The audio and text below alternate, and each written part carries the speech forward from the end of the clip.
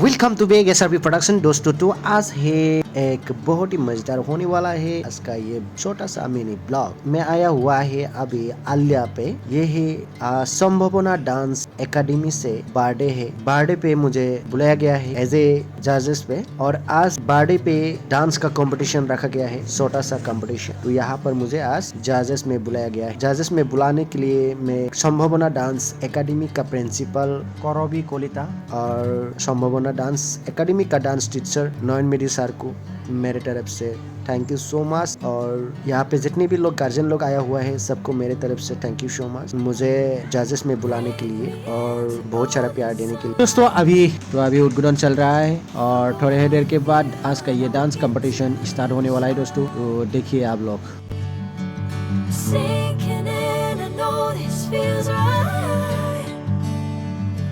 दोस्तों ये देखिए अभी बच्चे लोग सब रेडी है। आज का डांस कंपटीशन स्टार्ट हो गया, तो आप लोग देखिए।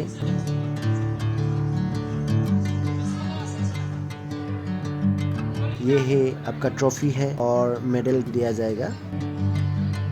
यहाँ पे जितने सारा बच्चे पार्टिसिपेंट किया है सब लोग बहुत अच्छा से बढ़िया से नाचा है और मुझे जज करने में बहुत अच्छा लगा। तो थैंक यू सो मच संभावना डांस एकेडमी को। और मेरा वीडियो इतना ही था। नेक्स्ट वीडियो में फिर से मिलता हूँ।